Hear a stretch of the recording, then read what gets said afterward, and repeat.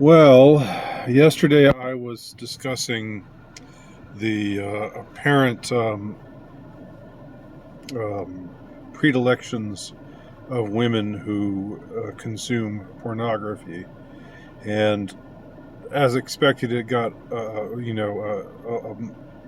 it drew a lot of hits, and people watched it or watched part of it, and people had their opinions about it, and I sort of expected as much with the title that I gave it and the subject matter, generally speaking.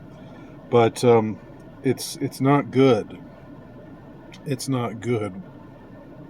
Whatever was revealed by that survey uh, is not good. Whether it's accurate or not, um, it doesn't bode well for our our civilization, such as it stands.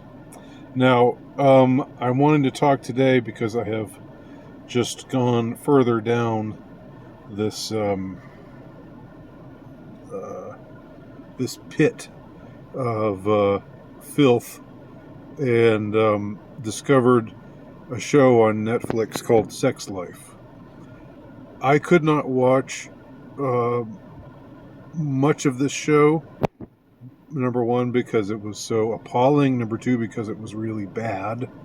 So I couldn't, there were like, I don't know, something like 8, 9, 10 episodes, and I couldn't get through one single episode. So I'm going mostly by what has been said about the show, and,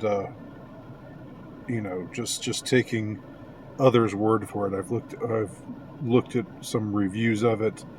I've bypassed the critics because who cares about the fucking critics? But I've looked at what actual users out there, just regular people who saw the show. Some of whom liked it, but fortunately, many of whom saw it for being the trash that it is, and gave it 1 out of 10 stars on IMDb. Thank God for that. That is heartening. But I wanted to, I had a sort of, not prurient interest, because I wasn't watching it thinking, ha ha ha, yeah, baby. But I had a kind of, should I say, morbid interest. It's not really morbid because it's not really about death, but maybe it is about the death of our civilization, the death of relationships between men and women, the death of decency. So in that sense, maybe it is morbid. But this show is straight, flat out. I mean, it's trash. It's a trashy show with a lot of sex and stuff, but it's agendized as well. It's promoting something. It's promoting sexual promiscuity in women, and this shouldn't be surprising. Of course, it's not surprising, but it's always, for me, just to be presented with so blatant a case of this kind of agitprop, disguised as like a soap opera, as like a sexy soap opera or whatever. It's always just kind of I still find it a little bit shocking, and maybe that says something about me and how I will never cease to be my desire to see decency prevail. I can't just stuff that away, no matter how accustomed I am to what the culture is, what the culture has become, and so forth. So what can I say about this show? Well, remember, what's the lady's name? The COO of Facebook, Cheryl something or other. I don't really care to remember her name. I think I would get her name wrong to to piss her off. Not that she would be watching this, but just because I don't have any respect for her. Sheryl Sandberg. That's who I'm thinking of, and that is her actual name. But I remember a couple of years ago her putting forth this statement that was supposed to be so profound, and it was appalling because it was just, people talk rather crudely about the cock carousel and how it is recommended that women in their 20s just take part in that and just go out and and whore themselves to as many men as they want to whore themselves to, and and of course the men that they would want to whore themselves out to are the bad boys. And what Sheryl Sandberg says in this quote is, my advice is to date the bad boys, to date the cool guys, right? And when she said what she means by date, of course, is just euphemistic. She means fuck. Um, and then she says, when you get older, when you get to your 30s, then find a male feminist. She doesn't say that. She doesn't say find a male feminist, but she essentially says it. She says, find someone who respects you in the way that you deserve to be respected, and who will enter into a partnership of equity with you and settle down with him once you're a little bit older and you've gotten you've sown your wild oats with the bad boys and the cool guys. Well, this show, Sex Life, pretty much displays a character who does just that, and this is from the opening episode. The bit of the show that I could stand to watch was her situation is this. Okay, she is now a conservative stay-at-home mom with 2 kids, with a doting husband and father who's handsome, who has a great job, but who's I guess kind of boring, and who's not really doesn't really see her with in a desirous way anymore. And she's remembering. There's a flashback to the times that when she was younger, when she just was a sexual adventurous, and was and they show these montages of her with all these different guys in all these different positions, and she's basically writing the CC, and it's all in accordance with Sheryl Sandberg's dictum. Pardon the pun, which I did not mean to include there, but it was unintentional. I'm just that clever by default, I guess. But anyway, these flashback sequences show her doing following Sheryl Sandberg's sage advice for young women. Go like doing the bad boys, doing the cool guys, and then so she remembers this past when she was having sex a lot, and now she's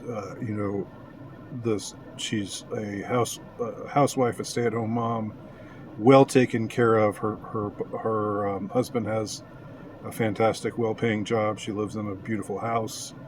She's got an adorable 2-year-old son and a newborn child.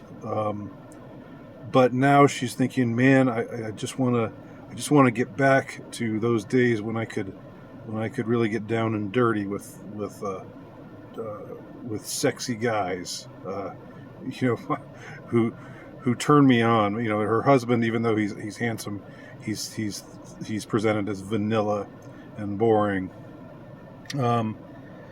And I kind of know where everything is going from there, and it's just one knows, and it gets confirmed when you see the reviews of the show.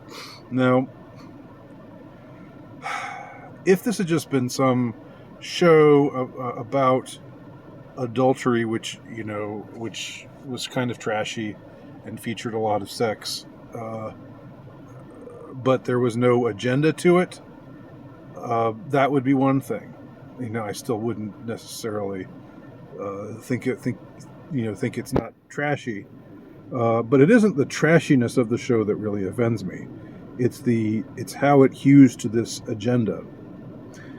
The date the bad boys, date the cool guys, ride the cock carousel agenda, and the promotion of this, and how it sort of is, it wants us to sympathize with this woman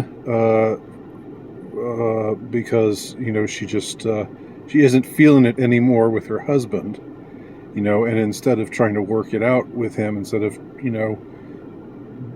respecting her vows, respecting the marriage vows that she and her husband made with one another, respecting the family life that they have together, she is going to go pursue the bad boys again, or maybe one bad boy specifically who really, really turned her on, incredibly much.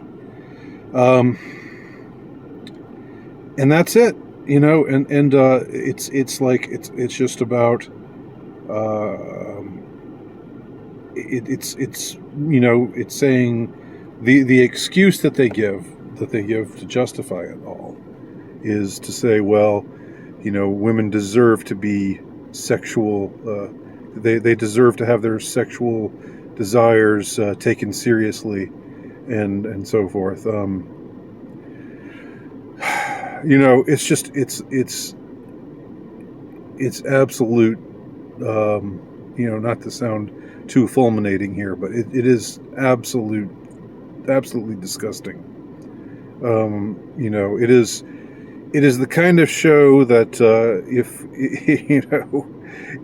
if it were 1933 in Berlin and there was a big bonfire going on, I would be happy to see all copies of this show flung into the bonfire. If we had a new whatever that event was called in 1933 in Berlin, where they were burning all of the degenerate books and so forth. I'm generally a free speech kind of guy, but on the other hand, this stuff is being promoted. This isn't art. This isn't even a trashy sort of diversion like a soap opera. This is plain agendized agitprop disguised as a steamy soap opera, and it fits in. It's of a piece with what I was talking about last time. The suggestions of how the pornographication of the culture has, we generally think of men being consumers of pornography. Apparently not. Apparently, women are largely into this kind of stuff as well, and the degradation that has no doubt happened as a result of the cheapening and the coarsening of the culture, which has not happened by accident. It has come about by design. And again, remember what I arrogantly call the Nowicki precept. I arrogantly name this precept after myself.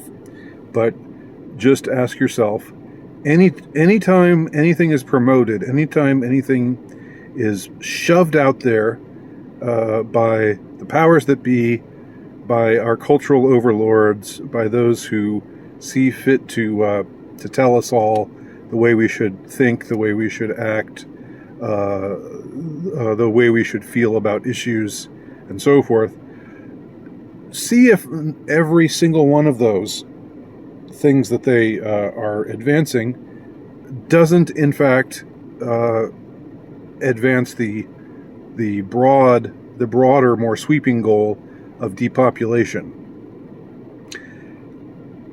Promoting this perspective that women, this detethering of sex from procreation, this notion that girls in their 20s should date the bad boys, date the cool guys, and just have lots of meaningless sex, that while they're on the pill, while contracepting all the while, and then they can settle down later, right? Well, if they settle down later in their 30s, or maybe even older than that, how many children are they likely to have?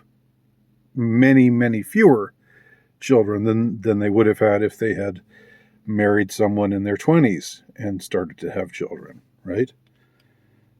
So once again, these things are being introduced. People who don't know what's going on, people whose minds have been clouded, they respond to things like this by saying, "Oh well, at least they're taking the desires of women seriously, and that's a good thing." They're not. This isn't something they're doing for the benefit of women. That's something that has to be understood. I mean, I think it's something that maybe gets overlooked by some advocates for men, by some MGTOW or men's rights activists or whatever. What's being, even though women are being given permission to do things that men are being castigated for doing, the ultimate result is not that women are being made happier. Okay, the ultimate result is that everyone is more miserable, men and women alike. And so I say that not to be a simp, not to be we've got to help our poor lady folk out. But I do believe that it is in everyone's interests, men's and women's alike, to roll back the sexual revolution, to return to sanity, which obtained by and large prior to the sexual revolution, to return to monogamy. There was more there, even though of course it's not perfect, and everyone's discontent in one way or another, and and so forth. I would still argue vociferously that there was a greater degree of happiness under monogamy, when monogamy was the norm, when deviating from monogamy brought great social consequences, when it was really heavily frowned upon to be a promiscuous woman, or to be a scoundrel of a man.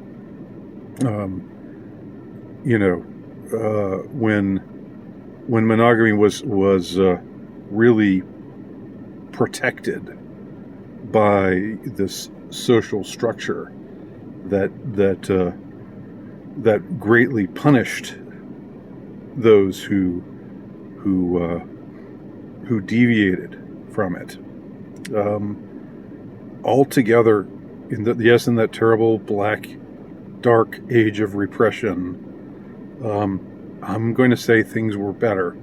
People were happier, and things were saner, and children got to grow up in a stable family with a mother and a father, that they didn't have to worry we're going to split up and they wouldn't see one or the other of them ever again. We need to return to that. So, those are my thoughts. If you have, maybe I'll leave a link to something that gives you just sort of a taste of this show, Sex Life, so you can see for yourself what it's like, what it's all about. But it was very interesting. It was one of those things just where I had talked about women in porn the other day, and now this show comes into my frame of reference, or comes into my apprehension, and I realize that it's even worse than I think, and it always is worse, isn't it? I'm tired of it always being worse. I want it to finally start getting better. Fucking get better, culture. Damn it. Thanks for watching. My name's Andy Nowicki.